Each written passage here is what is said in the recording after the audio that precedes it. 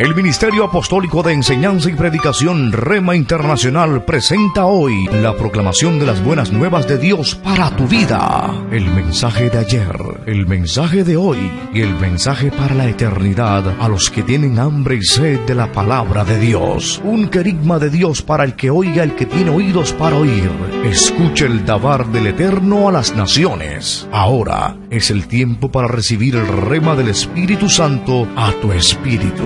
Escuchemos con fe la memra del Señor para el alma.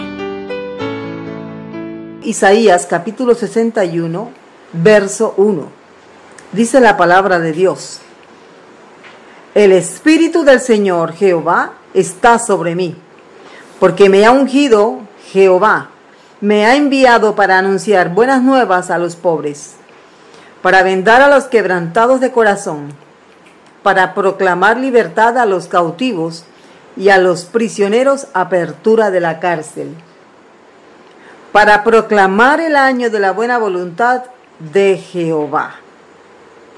Y vamos a leer hasta allí, que fue hasta donde leyó Jesús, cuando Él se mostró en la sinagoga como el hombre, el Hijo de Dios, al cual se le había encomendado esta misión.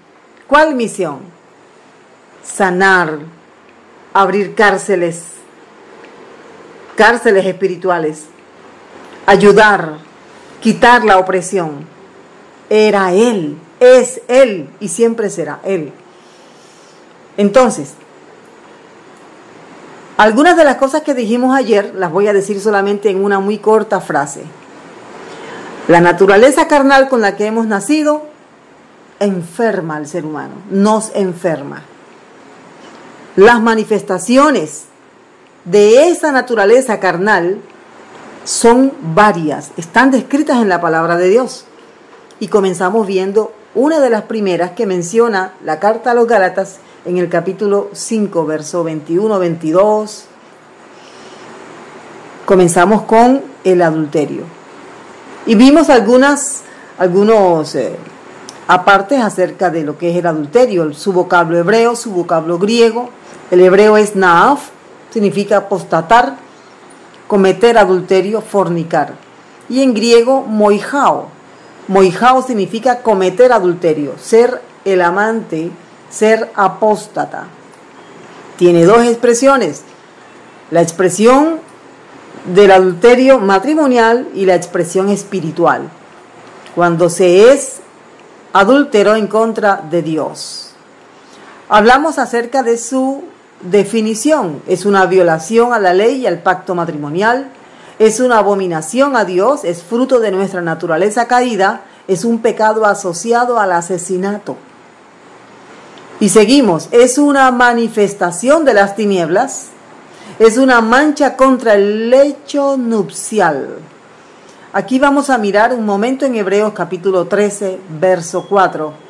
Dice el autor de la carta a los Hebreos: honroso sea en todos el matrimonio y el lecho sin mancilla, pero a los fornicarios y a los adúlteros los juzgará Dios. Bien,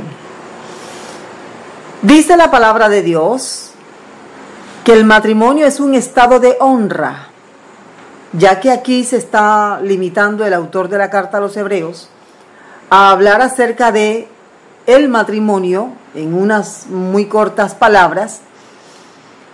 Hace alusión a dos pecados que atentan contra el matrimonio. Esos pecados son la fornicación y el adulterio. Son dos vocablos griegos diferentes. El vocablo para referirse a fornicarios es porneia, y el vocablo para referirse a los adúlteros es moijos. Así que son dos prácticas malas que atentan contra el matrimonio y contra la familia. Dice aquí el autor, para que miremos un poquito más de cerca: pero a los fornicarios y a los adúlteros los juzgará Dios. Mirando un poco más de cerca el pasaje, algunas personas dicen lo siguiente: no te metas en mi vida, a mí quien me puede juzgar es Dios. Bien, ante esta declaración que algunas personas, para no ser estorbadas en lo que están practicando, alegan, declaran, debemos decirle que toda la Biblia habla de una forma muy clara con respecto, sobre todo el Nuevo Testamento, habla muy claramente de que ni los fornicarios ni los adúlteros heredarán el reino de los cielos. Y hacen parte de una lista de prácticas que están claramente demarcadas y que deben ser identificadas y deben ser juzgadas dentro de la iglesia. Ejemplo, no está bien que una persona que practica o que vive del evangelio vive en adulterio. Y si ese caso se llega a dar, debe ser juzgado como dice también la palabra de Dios. Debe haber testimonios, debe haber evidencias y la persona debe ser llevada a un estado de restauración, de corrección. La idea es sanar.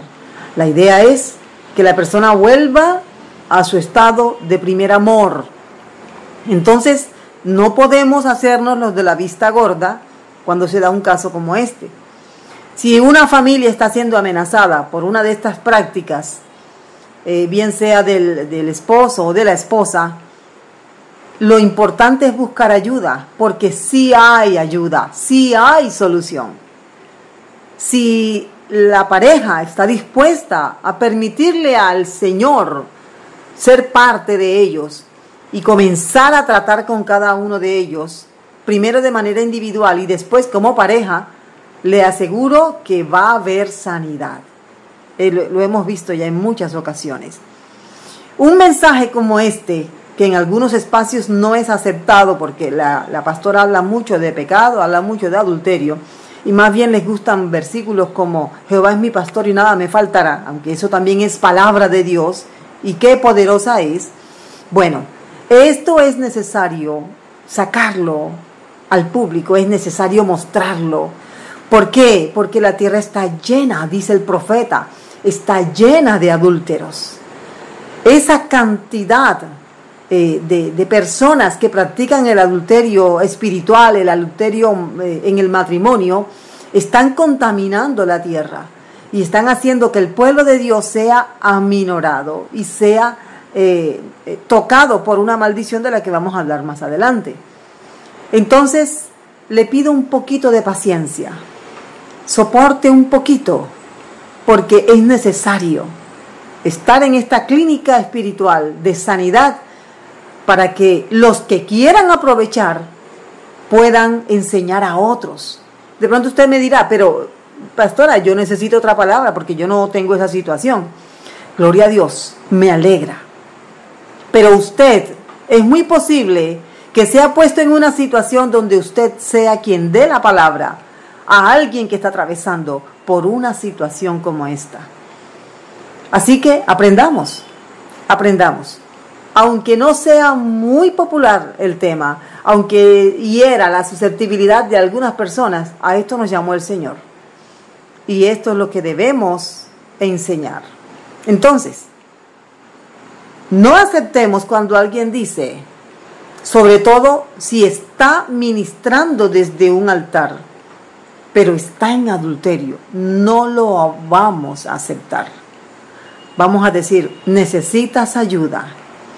Hay que buscar testigos, hay que buscar evidencias, hay que llevar a la persona a que se restaure, a que sane y no que se pierda.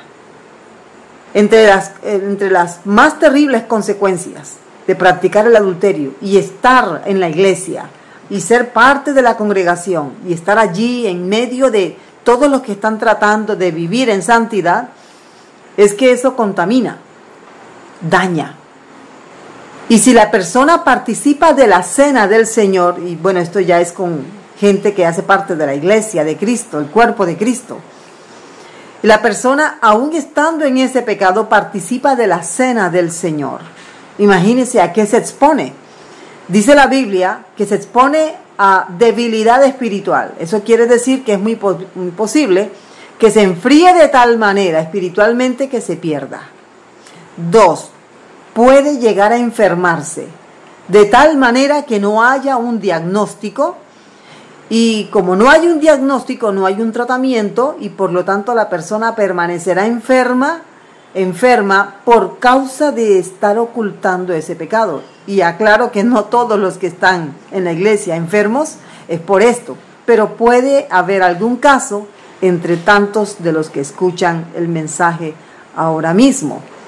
Entonces, hay otro motivo también, otra consecuencia que puede sufrir una persona que practicando adulterio recibe la cena del Señor y está ministrando en una iglesia cristiana, y es la muerte física, no la muerte espiritual, sino la muerte física.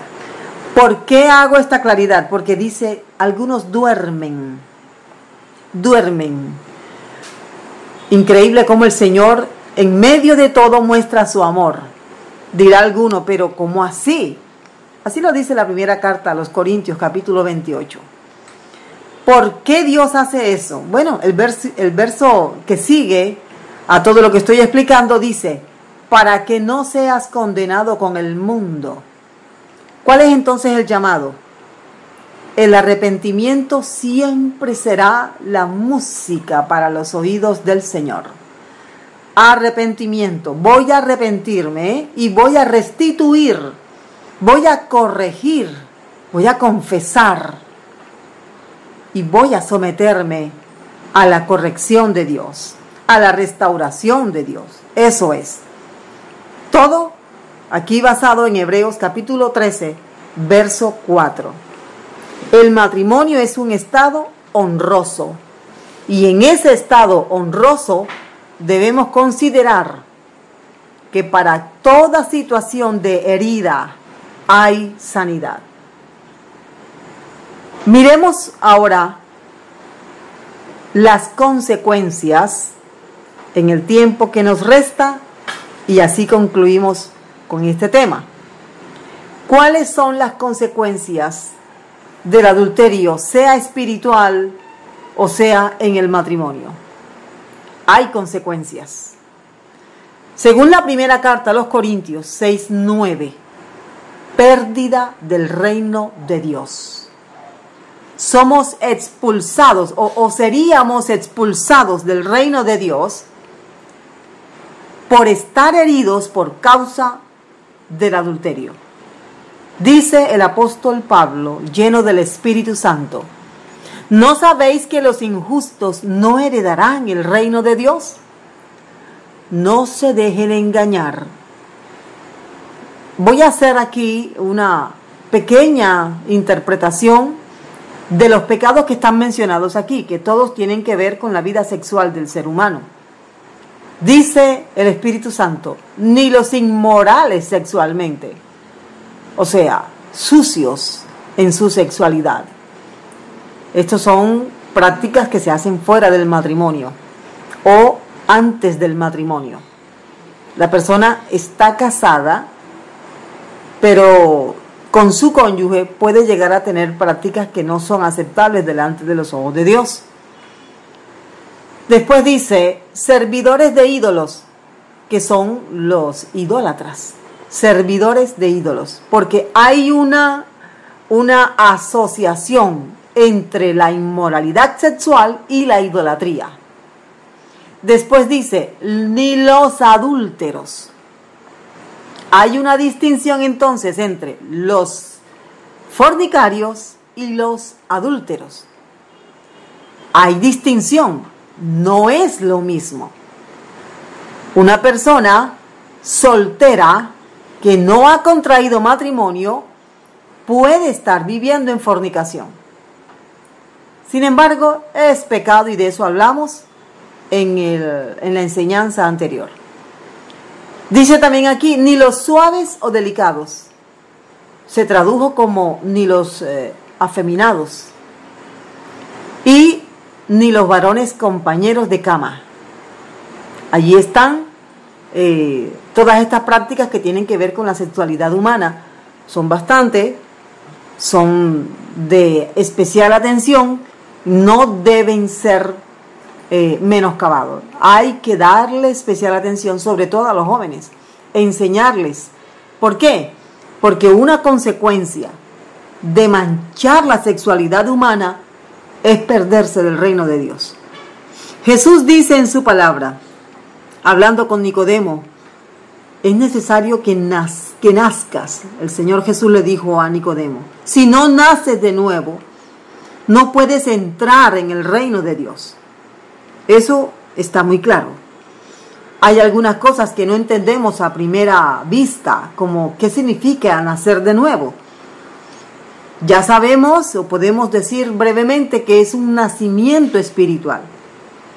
Si después de nacer espiritualmente la persona cae en alguna de estas prácticas y no hay un arrepentimiento genuino, no hay una corrección genuina, sino que la persona, bueno, Dios me entiende, Él conoce mi corazón, Él sabe que soy débil, pero yo no creo que me saque del reino. Esas son conjeturas que no vienen de la luz, vienen de las tinieblas. Y no debemos hablar con los demonios, o sea, escuchar el consejo de las tinieblas. Eso siempre será peligroso. No es que Dios conoce tu corazón, no. Sí, Dios lo conoce, claro, pero Dios estableció sus estatutos, su palabra, y Él llama a vivir en santidad. Así que hay que hacer una renuncia a esas prácticas para no perdernos de ese gran galardón, ser parte del reino de Dios. Hay una segunda consecuencia por practicar el adulterio, sea espiritual o sea en el matrimonio.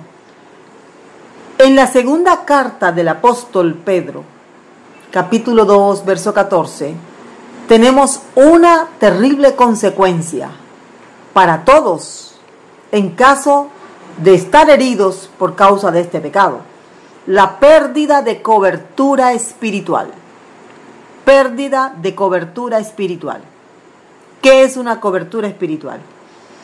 Una cobertura espiritual es el manto de protección y cuidado que Dios pone sobre aquellos que están bajo autoridad y que obedecen su palabra.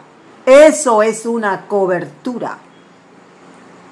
La enseñanza bíblica nos dice que una persona que está bajo autoridad aquí en la tierra, bajo una autoridad establecida por Dios, esa persona también está bajo la cobertura de Dios. No puedes estar sin cobertura aquí en la tierra y decir que estás bajo la cobertura de Dios, porque tu fe se ve de esa manera. Lo que haces aquí entre los que te observan, entre todos los que hacen parte de la iglesia y de este mundo, lo que haces aquí muestra tu fe en Dios. O sea que la fe se ve. Si quieres estar bajo la cobertura de Dios, debes estar bajo una cobertura aquí en la tierra. Y hablo de una cobertura espiritual. Si ejerces autoridad, debes estar bajo una cobertura. Entonces, de acuerdo a lo que aprendemos aquí, en todo el capítulo 2 de la segunda carta del apóstol Pedro, un ministro que tiene los ojos llenos de adulterio, que no se sacia de pecar, que seduce a los débiles, que tiene el corazón habituado para la avaricia, para la codicia, no está bajo la cobertura de Dios. Generalmente estas personas se hacen identificar como independientes espiritualmente. Ellos no se sujetan a nadie, no tienen una cobertura a la cual pagar sus diezmos, no tienen una cobertura a la cual rendir cuentas, no tienen una cobertura a la cual someterse, sujetarse. ¿Por qué? Porque están en esta práctica. ¿Quiénes son los que hacen parte de este grupo de personas que han perdido la cobertura espiritual por no sujetarse a una autoridad espiritual? Bueno, los falsos profetas, los falsos maestros, los falsos o autodenominados apóstoles, ellos no están bajo cobertura. Entre las características que ellos tienen, dice que tienen los ojos llenos de adulterio. Son personas que su estado civil es de dudosa reputación. Estas personas ministran desde los altares, los invitan, los llevan a lugares donde predican. Pero mire lo que dice. Revise, mi hermano, revise, amado pastor, revise el carácter de todos los ministros que usted invita. Revíselo. Dos cosas acompañan a los ministros de Dios. Uno, un buen carácter. ¿Qué es un buen carácter? Son personas que están casadas, tienen su situación civil completamente definida, han estudiado a los pies de un maestro y están bajo una autoridad. Ellos rinden cuentas. ¿Cuál es el otro ingrediente que tiene un ministro de Dios? La unción. La unción es la autoridad con que Dios lo ha revestido para llevar el mensaje del Evangelio a este mundo que está bajo el maligno. No olvidemos eso. Entonces, para nosotros llevar la palabra a un mundo que está bajo el maligno, necesitamos de la unción de Dios. Sin la unción de Dios sería peligroso anunciar el mensaje del Evangelio a un mundo donde el enemigo tiene cautivadas a las almas. Entonces, es importante la unción, pero más importante que la unción es la conducta, el testimonio del ministro que anuncia, que predica la palabra de Dios. Un ministro que no puede dar certeza de su estado civil, es complicado, le responde. Otro día hablamos de eso. Bueno, a mí no me gusta que me hagan preguntas sobre eso. Oh, esa es una bandera roja enorme. Bueno, yo la verdad es que yo estuve casado, pero ahora estoy así, O sea, si no es clara la situación civil de este ministro, no vale la pena. No está bien. No expongas a la congregación y no te expongas tú. ¿Por qué? Porque es más importante el carácter que el hecho de que ore por los enfermos y sean sanos, que el hecho de que ore por los muertos y se levanten. Entonces, una persona que está fuera de la cobertura espiritual porque ha decidido vivir una vida desordenada, su moral, su vida sexual no es limpia, no es clara, no debe ser una persona escuchada, no debe ser, debe ser más bien invitado a que recapacite, a que decida sujetarse a una autoridad que le ayude a sanar, que le ayude a levantarse, que le ayude a servirle a Dios como Dios quiere, como Dios manda. Eso es importante que lo sepamos. Ahora yo le pregunto, ¿qué es más importante? ¿El carácter del ministro o la unción del ministro? Espero que usted, así como enseña la palabra de Dios, sepa lo que el apóstol Pablo, guiado por el Espíritu Santo, dijo que un ministro debe manifestar. Eso está en la primera a Timoteo capítulo 3. Allí lo puede ver y se va a dar cuenta de que debe ser impecable. Una persona que no tenga motivo de ser o para ser acusado. Ese es el ministro que está bajo una cobertura, bajo la cobertura de Dios y que ejerce autoridad. Otra consecuencia de este pecado del adulterio es la pérdida de las promesas y del consejo divinos. Observe esto. Si la persona está practicando, ha caído en las garras de este pecado, no sabe cómo salir y ha decidido adaptarse, ha decidido aceptar la condición a pesar de conocer el mensaje de salvación, A pesar de ser parte de una iglesia, esta persona no tiene el derecho, y voy a usar la palabra de Dios. Salmo 50, versos 16 al 18. Dice que no tiene el derecho para reclamar las promesas y las bendiciones de Dios. No tiene el derecho. Esta persona, según el Salmo 50, verso 16, es llamada como moralmente mala.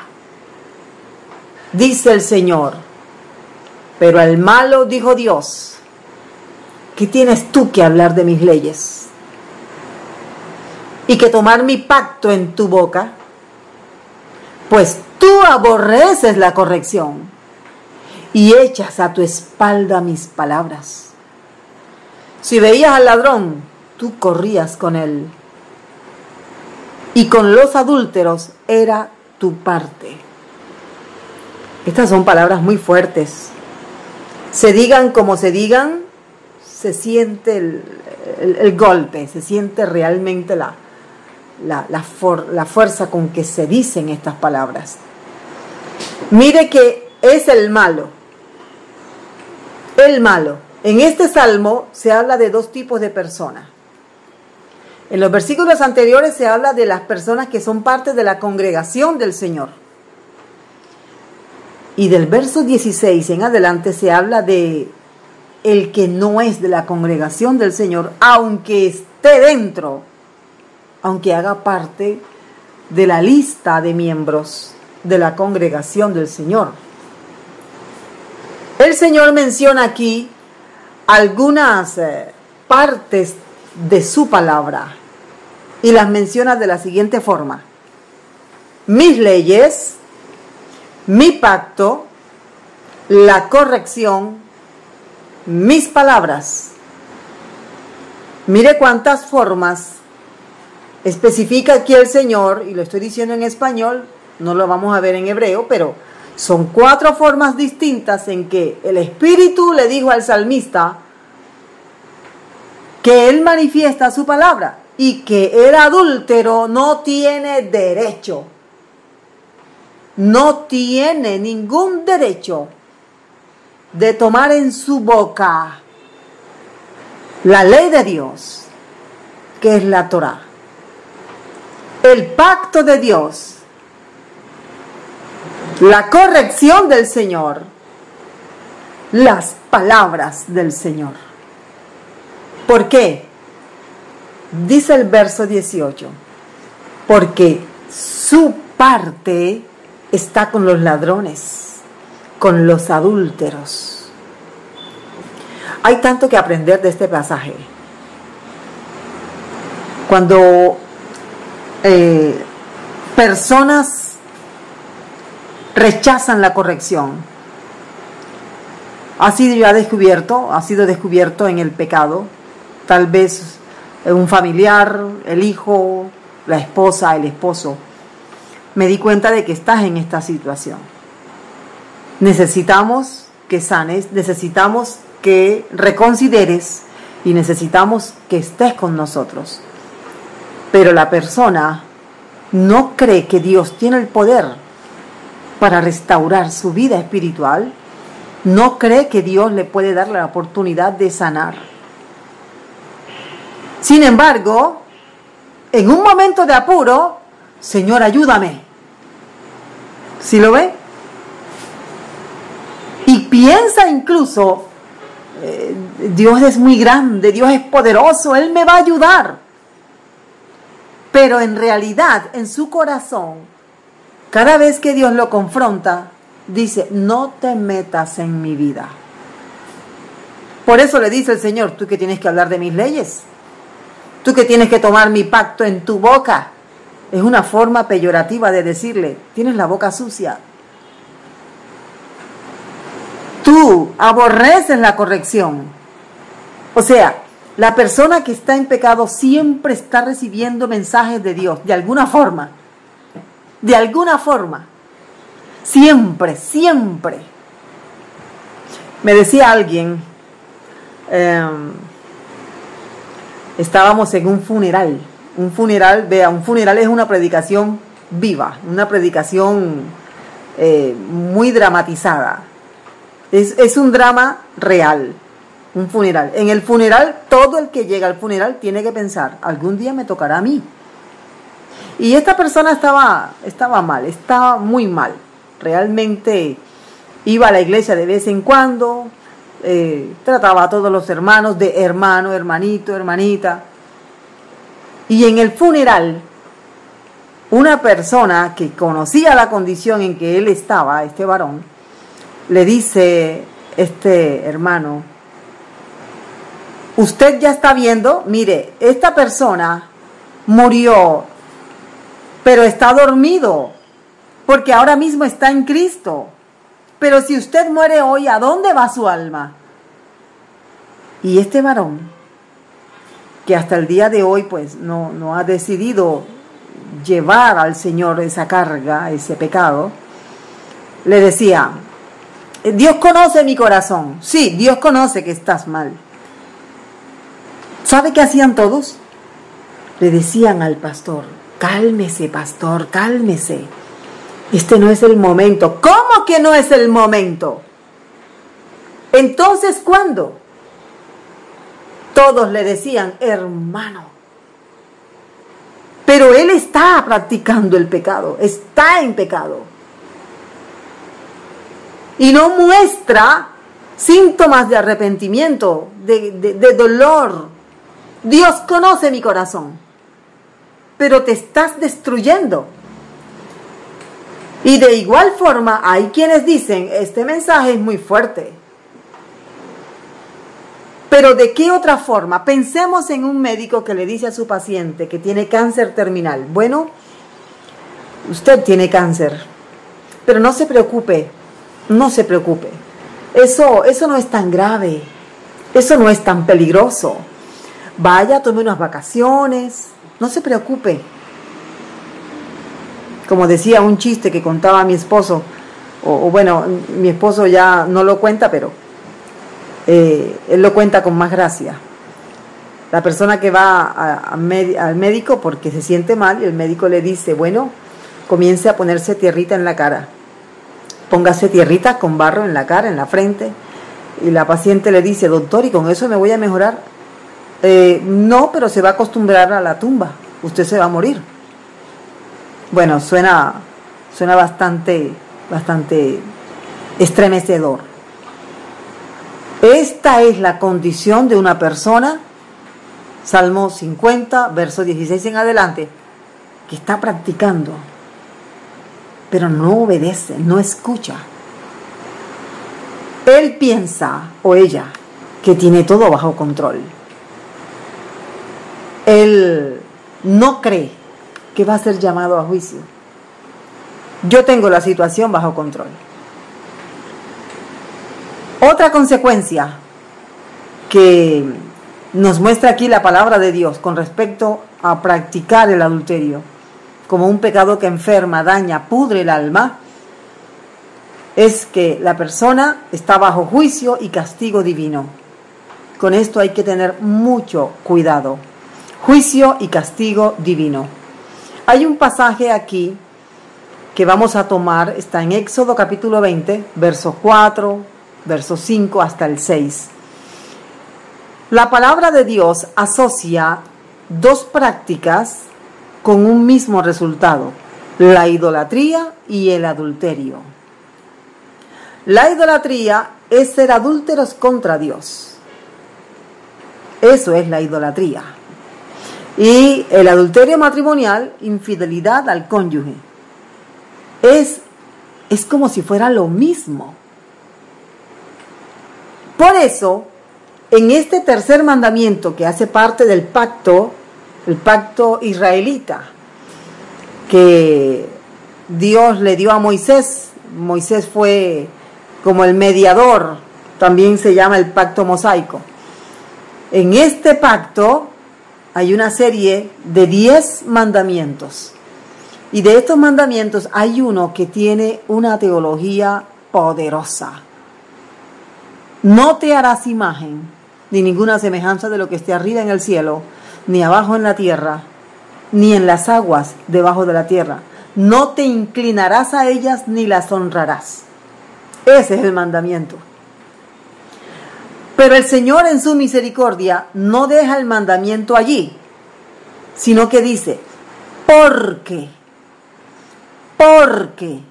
o sea, si no guardas el mandamiento, las consecuencias son estas. Dice el Señor, yo soy Jehová tu Dios, fuerte, celoso, que visito. Entienda por la palabra visito, el vocablo hebreo que se usa aquí, tiene que ver con poner en acción, activar. Mírelo. El vocablo hebreo habla de activar, poner en acción. La maldad de los padres sobre los hijos. O sea, yo soy tu Dios, no busques a otro Dios. Sería como el esposo que le dice a la esposa, yo soy tu esposo, no busques a otro hombre. La esposa que le dice al esposo, yo soy tu esposa, no busques a otra. Dios lo hace así, yo soy tu Dios, no busques a otro Dios. Eso es. Y le da datos del carácter de Dios. Le dice, soy fuerte, soy celoso y activo la maldad. Soy fuerte, soy celoso y visito la maldad. Activo la maldad, pongo en acción la maldad. Si violas el mandamiento. A ver, esto es palabra de Dios. Si yo tengo la capacidad de entender con lógica estas palabras, yo debo sentir miedo al leer este pasaje.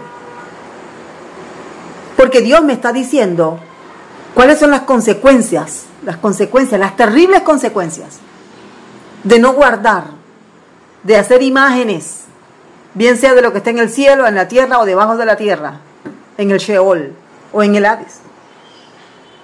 Mírelo. Cuidado, ten cuidado, porque yo soy tu Dios, no hay otro fuera de mí. No tengas otro Dios. Soy fuerte. Eso habla de su gran poder. ¿Qué poder tenemos nosotros comparado con el poder de Dios? No hay punto de comparación. Y Dios te está diciendo, yo soy fuerte. Ten cuidado, yo soy fuerte. Y soy celoso. Hay otro pasaje aquí en el libro del Éxodo que dice, mi nombre es celoso. Como para que entiendas el peligro que corres si cometes adulterio. No es bueno, es peligroso. Te expone a la muerte aquí y a la muerte eterna. Pero hay algo más. Vamos a mirarlo en los últimos minutos que nos quedan aquí y concluimos así el tema. Resulta que el Señor dice, yo visito la maldad de los padres sobre los hijos. Activo la maldad de los padres sobre los hijos, sobre los nietos, sobre los bisnietos. Esto es de cuidado. De pronto no se ha entendido bien, o algunos han dicho, esos son los 10 mandamientos, eso ya es ley vieja, eso pasó, eso se desactivó. No se desactivó. Esto sigue vigente, esto es palabra de Dios. Permítame y le explico. Al Señor le hicieron una pregunta y Él respondió con respecto a cuál era el mandamiento más grande. El Señor respondió de la siguiente manera. Amarás al Señor tu Dios con todo tu corazón, con toda tu fuerza y con todas tus almas, con toda tu alma, con todas tus fuerzas. Bueno. Y dice, y el segundo es semejante: amarás a tu prójimo, a tu semejante, como a ti mismo. A Dios por encima de todo, y a tu prójimo como a ti mismo. ¿De dónde sacó el Señor eso? De este pacto. ¿Abrogó el Señor la palabra de Dios? No, en ningún momento. Es más, dice el Señor, el cielo y la tierra pasarán, pero mis palabras no pasarán, permanecen para siempre. Estos dos mandamientos el Señor iluminó a Juan, el discípulo, para que los redujera en uno. ¿Sabe cuál es el mandamiento? El mandamiento del amor. Eso está ilustrado en la primera carta de Juan. Así que tenemos aquí una palabra vigente para ti, para mí, para todos hoy. No te harás imagen ni ninguna semejanza de lo que esté arriba en el cielo, ni abajo en la tierra, ni en las aguas debajo de la tierra. No te inclinarás a ellas ni las honrarás, porque yo soy Jehová tu Dios, fuerte, celoso, que visito la maldad de los padres sobre los hijos hasta la tercera y cuarta generación de los que me aborrecen. Pero hago misericordia, mire qué maravilla, hago misericordia a millares, a los que me aman y guardan mis mandamientos. O sea, vamos a obedecer la palabra de Dios.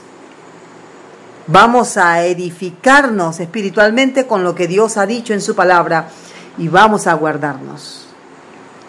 Estas son las consecuencias del adulterio.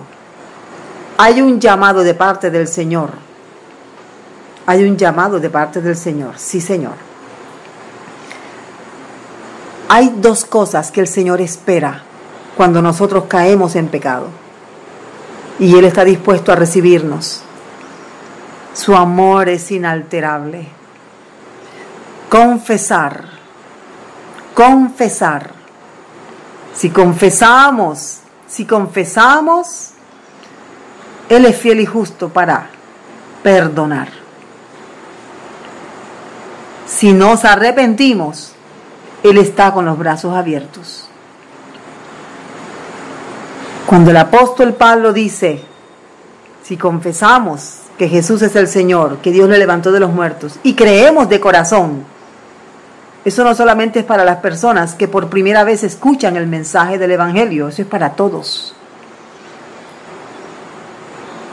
Si alguna vez estás tentado, recuerda, Dios es fuerte y celoso. Piensa en toda tu descendencia y en cómo ellos serán afectados por las decisiones que tomes hoy. Decide sanar. Decide someterte a la terapia de Dios, a la terapéutica divina. Él está listo, Él es el médico que sana. Él es el médico que te da un diagnóstico favorable. Él es el que tiene la última palabra en sanidad.